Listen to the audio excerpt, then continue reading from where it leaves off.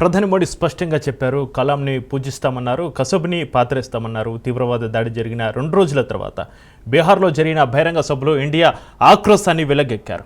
ఇండియన్లంటే చులకన అనుకుంటున్న వాళ్ళని వదలబోమన్నారు. దేశాన్ని దెబ్బతీయాలని చూస్తే వాళ్ళనే లేకుండా చేస్తామన్నారు.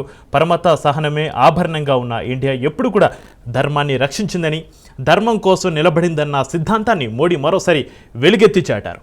కాశ్మీర్ పహల్గాం దాడుల తర్వాత మోడీ తనదైన శైలిలో పాకిస్తాన్కు దిమ్మ తిరిగిపోయేలా కౌంటర్ ఇచ్చారు. చూస్తూ ఊరుకోవడానికి ఇదేమీ చేయలేని దేశం కాదని, సత్తా ఉన్న దేశమని నిరూపిస్తామన్నారు. అందుకే ముష్కరులను పాకిస్తాన్ ఎక్కడ దాచిపెట్టా కూడా చండాలు ఒలిచివేస్తామన్నారు. అంతేకాకుండా వారి వెనుక ఉన్న ఎవరినైనా అంతం చేస్తామన్నారు. ఇండియా విధానం అనాదిగా ప్రపంచం చూస్తూనే ఉందన్నారు. అందుకే కలాం స్ఫూర్తితో పనిచేస్తున్నామన్నారు. అలాగే ఇండియాను దెబ్బ కొట్టాలనే కసబ్ను పాతరేస్తామన్నారు.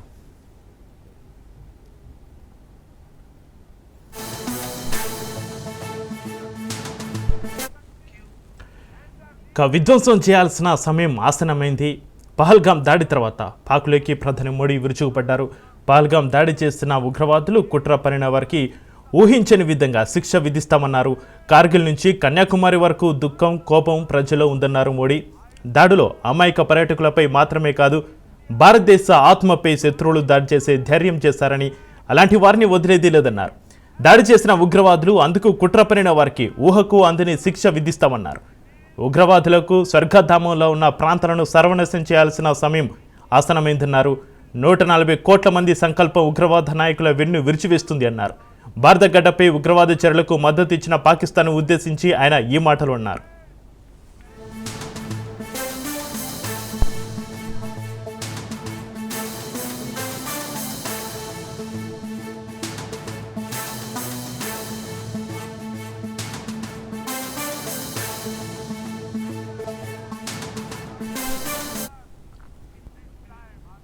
ఇక ప్రపంచవ్యాప్తంగా సందేశం పంపడానికి ప్రధానమంత్రి స్పష్టంగా ఇంగ్లీష్లో మాట్లాడారు.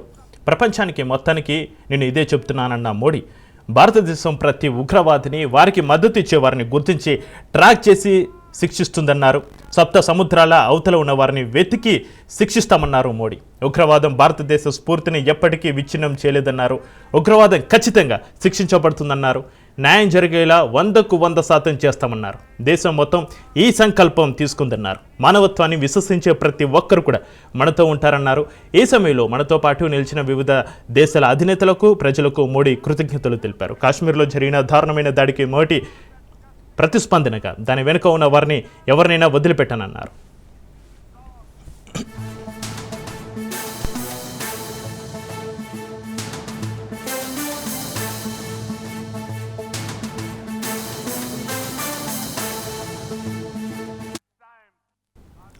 ఇక పాకిస్తాన్ విషయంలో పంచసూత్రాలతో ఆ దేశాన్ని కట్టడి చేయాలన్న ఉద్దేశాన్ని కేంద్రం ప్రకటించింది. వాటిలో సింధు జలాల ఒప్పందం నిలిపివేత ప్రధానమైనది.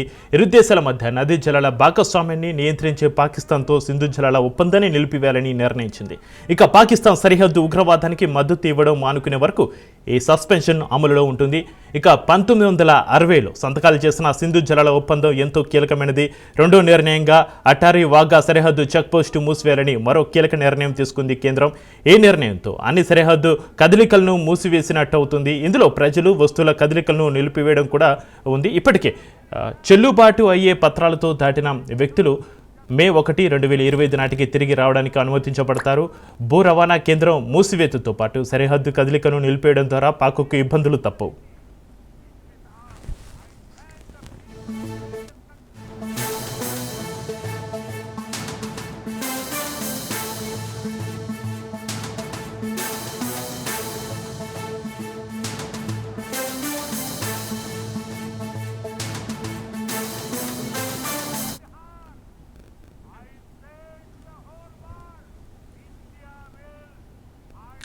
మూడో నిర్ణయంగా పాకిస్తాన్ వాసులకు సార్క్ వీసా మినహాయింపు పథకాన్ని కేంద్రం రద్దు చేసింది. దౌత్యపరంగా ఆ దేశాన్ని ఇరుకున పెట్టేలా ఈ నిర్ణయం తీసుకున్నట్టుగా భావించాలి. పాకిస్తాన్ జాతీయులకు సార్క్ వీసా మినహాయింపు పథకం కింద ప్రస్తుతం భారతదేశంలో ఉన్న పాకిస్తాన్ జాతీయులు 48 గంటల్లోగా దేశం విడిచి వెళ్ళాలి. 4 నిర్ణయంగా పాకిస్తాన్ సైనిక సలహాదారులను న్యూఢిల్లీలోని పాకిస్తాన్ హైకమిషన్ నుంచి వెళ్ళిపోవాలని కోరింది.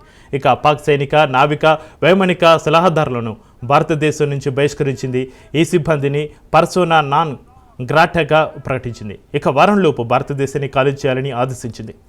అదే సమయంలో ఇస్లామాబాద్లోని భారత హైకమిషన్ నుంచి మనోలను కూడా ఇండియా వెనక్కి పిలిపిస్తుంది. ద్వైపాక్షిక దౌత్య సంబంధాలను తగ్గిస్తామంది. పాకిస్తాన్లోని భారత హైకమిషన్ మొత్తం బలాన్ని మే 1 నాటికి 30కి తగ్గిస్తామంది. ప్రస్తుతం పాకిస్తాన్లో 55 మంది భారతీయులు పనిచేస్తున్నారు. ఈ నిర్ణయం రెండు దేశాల మధ్య ద్వైపాక్షిక చర్యల పరిధిని తగ్గిస్తుంది.